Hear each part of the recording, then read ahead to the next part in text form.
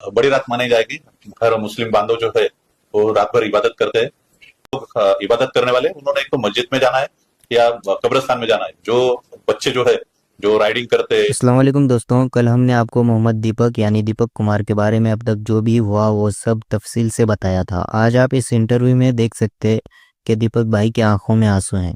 इसके पीछे की क्या वजह है वो आपको बताएंगे। साथ में आज की रात शब बारात की रात है। सबसे पहले तो आप सबको शब बारात मुबारक। आज की रात के लिए मुमरा के सीनियर पुलिस इंस्पेक्टर की जानिब से राइडिंग करने वालों को जो रास्ते से फिरते हैं उनके लिए वार्निंग दी गई है। साथ में नीतीश राणे ने शिवसेना उद्धव बाला साहेब ठाकरे के उम्मीदवारों और नेताओं को खुलेआम धमकी देते हुए क्या कहा वो भी आपको बताएंगे। और सुनेत्रा पवार के ताल्लुक से नए नए अपडेट सामने निकल कर आ रहे उस पर भी बात करेंगे।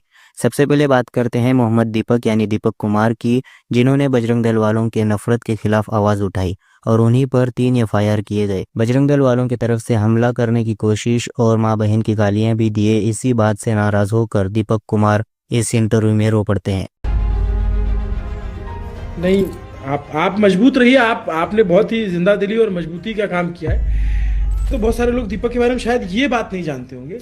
दीपक सिंगल मदर के पेरेंट्स बेटे हैं। इनके पिता 15-20 साल पहले नहीं रहे हैं और एक छोटा सा इनका परिवार है। ये अपना मेहनत करते हैं और मेहनत से जिम चलाते हैं उस इलाके में।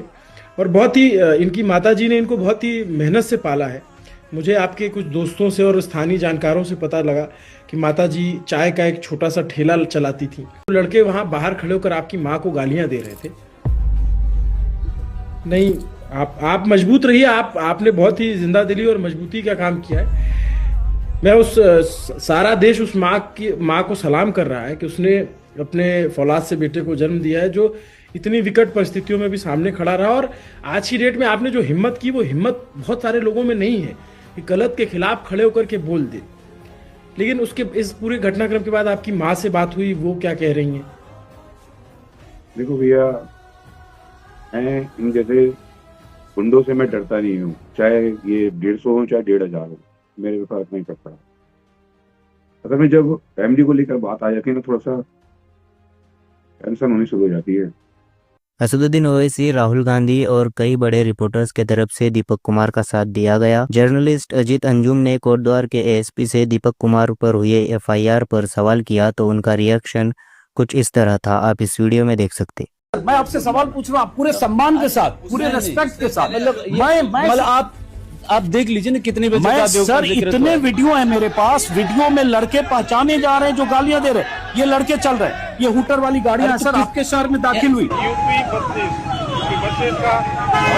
रोक रही है पुलिस, आगे आगे पुलिस की गाड़ी जा रही है, पीछे पीछे जा रहे हैं, जैसे रोड क्लियर करती जा रही है पार्टी, एडवांस पार्टी। भैया उन्होंने कहा हम सिद्धबली जा रहे हैं। हाँ। सिद्धबली जा रहे हैं, ऐसे नारे लगाते हुए सिद्धबली जाते हैं। और यहाँ पर जिक्र में 30-40 अज्ञात लोग हैं, तो सब ज्ञात चेहरे हैं, ये तो ज्ञात हैं। नहीं, मैं पूछ रहा हूँ, एक मिनट एएसपी साहब, जो दीपक ने, एक मिनट, ये कोई दिक्कत नहीं सर। आप ना पूछने पर अगर ये करें दंगा करवाएंगे, और जो दंगा करने के इरादे से शहर में हुटर, आप किस तरह से बात हम कह भी नहीं तो मैं वही रहे, लेकिन हमको स्थिति को संभालना भी है ना यहाँ पर। और लोग थे जो स्थितियां खराब करने आए, उनको आप संभाल नहीं पाए। लेकिन मैं आपसे यहाँ बंद कमरे में सवाल पूछ रहा हूँ तो आपको लग रहा है मैं स्थिति खराब कर रहा हूं। क्यों? आपको 1 लाख लोग देखेंगे। ये जो भी संजीदा आदमी है ना, चंद्रमोहन जी, आप भी मन में सोचेंगे कि दीपक कुमार पर जो एफआईआर हुई वो नाइंसाफी है। या आप भी सोचेंगे सर, वर्दी से आप बंधे हैं, मैं समझ सकता हूँ, ऊपर का दबाव भी हो सकता है, ये भी वजह हो सकती है, नहीं भी जानता। कहाँ से हैं? मैं दिल्ली से। तो हो गया, फिर हो गया। हाँ। चलिए ठीक है। लगातार प्रेशर के बाद पुलिस ने अब कहा है कि उस दुकान का नाम बदला नहीं जाएगा और बजरंग दल वालों को कोटद्वार में घुसने नहीं देंगे। शब बारात की रात एक अहम रात है जिसमें मस्जिद में बैठकर इबादत करने के बजाय कुछ लड़के सड़कों पर राइडिंग करते और हंगामा मचाते फिरते। तो उन लड़कों के लिए मुमरा के सीनियर इंस्पेक्टर अनिल शिंदे ने क्या कहा वो आपको सुनाते हैं। बड़ी रात मानी जाएगी। हर मुस्लिम बांधव जो है वो रात भर इबादत करते हैं, जो मस्जिद में जाते हैं या कब्रिस्तान में जाते हैं। तो प्रशासन की ओर से उनको वही सुझाव है कि जो लोग इबादत करने वाले उन्होंने एक तो मस्जिद में जाना है या कब्रिस्तान में जाना है। जो बच्चे जो है जो राइडिंग करते, स्टंट करते, तो उनके लिए हम ट्रैफिक की ब्रांच, पुलिस स्टेशन, ऐसे हम कुछ टीम बनाई है, तो उनके ऊपर सख्त कार्रवाई की जाएगी। तो सबको मेरा यही आह्वान है कि कृपा करके कोई स्टंट ना करे या राइडिंग ना करे, नहीं तो फिर उनके ऊपर सख्त कार्रवाई की जाएगी। सर इसी महीने एक मिनट पूछो सर, इसी महीने में रमजान की शुरुआत होने वाली है और उसके लिए भी आपने कुछ बंदोबस्त सोचा होगा, क्या कहेंगे? रमजान के हिसाब से पहले तो आज अपन मिले तो आप लोगों से मैंने बात की, सब सुझाव लिए, क्योंकि सबसे ज्यादा सिटी का नॉलेज रहने वाले आप पत्रकार बांधव और बहन रहते, क्योंकि आप पूरे गांव में घूमते रहते, लोगों के प्रॉब्लम क्या है लोग आपको बताते रहते। उस हिसाब से आज पहले आपकी मीटिंग हो गई, इसके बाद में कुछ लोक प्रतिनिधि लोगों की हो जाएगी, सोशल वर्कर जिनके एनजीओ उनकी होगी, जो हॉकर्स लोग हैं उनकी रहेगी, जो व्यापारी लोग हैं उनकी रहेगी, जो रिक्शा ऑटो रिक्शा वाले उनके क्या प्रॉब्लम है उनसे मीटिंग रहेगी। ये सब लोगों के साथ मीटिंग होने के बाद जो आखिरी मीटिंग रहेगी वो डीसीपी सर, एसीपी मैडम सब इन्वॉल्व रहेंगे। उसमें टोरेंटो के ऑफिसर रहेंगे, क्रिस्टल के ऑफिसर रहेंगे, ट्रैफिक, आरटीओ और टोरेंटो और टीएमसी के ऑफिसर सब स्टाफ रहेगा। तो उसमें फिर उसके ऊपर सोल्यूशन निकाला जाएगा और अलग अलग टीम रहेगी। अभी 2 साल तो हमारे को पूरे जो यहाँ का स्टाफ है सबके यहाँ पे यानी ये तीसरा रमजान रहेगा मेरे ख्याल से, तो सबको एक्सपीरियंस भी है और अभी नए सुझाव आप लोगों के रहेंगे, उस हिसाब से उसके ऊपर सोल्यूशन भी आपको निकालेंगे और अच्छी तरह से ईद मनाएंगे, क्योंकि रमजान मनाएंगे, ईद मनाएंगे, क्योंकि यहाँ की जो पब्लिक है, यहाँ के जो सोशल वर्कर है, यहाँ के एनजीओ है, यहाँ के पत्रकार बांधव है, यहाँ के लोक प्रतिनिधि है, यहाँ के जो व्यापारी है, हॉकर्स है, रिक्शा यूनियन वाले, ये सब लोग प्रशासन को बहुत अच्छे कोऑपरेट करते हैं। उसके कारण यहाँ पे कुछ प्रॉब्लम आएगा नहीं, इतना मेरे को कॉन्फिडेंस है। सर रमजान में भीड़ बहुत होती है सर, और चोरी जैसी वारदातें भी घटती है, उसको लेकर किस तरह से बंदोबस्त करेंगे सर?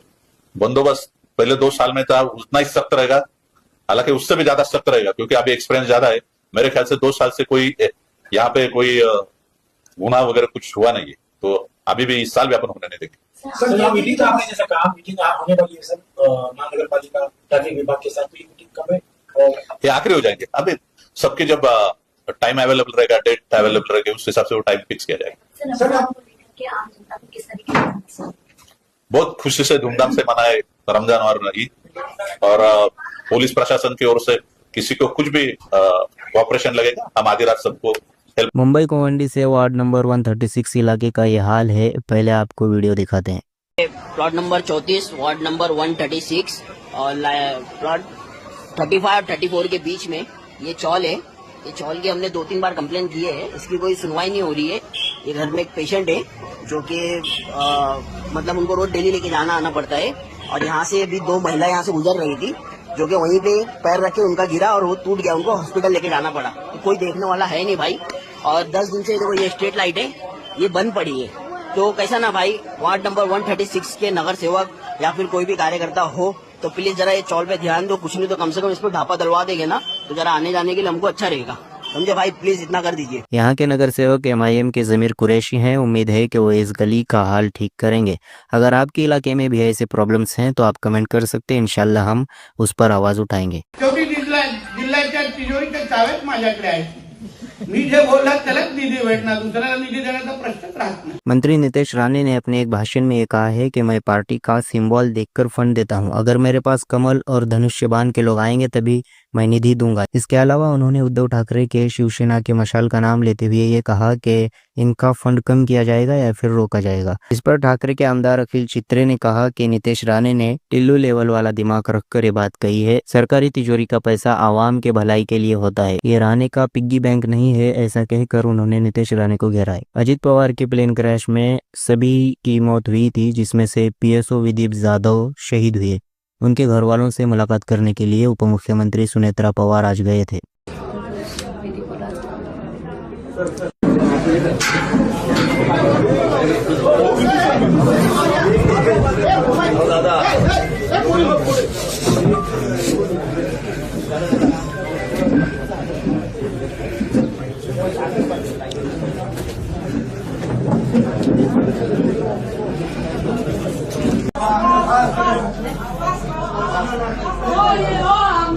सुनेत्रा पवार के ताल्लुक से ये भी एक बड़ी खबर है कि अब बीड़ और पुणे का पालक मंत्री पद भी उन्हें दिया गया है। पहले भी ये सारे पद अजित पवार के पास थे और आज उनके वाइफ सुनेत्रा पवार के पास हैं। इन तमाम खबरों पर आपकी क्या राय है हमें कमेंट में जरूर बताना। इंशाल्लाह अगली वीडियो में फिर मुलाकात होगी।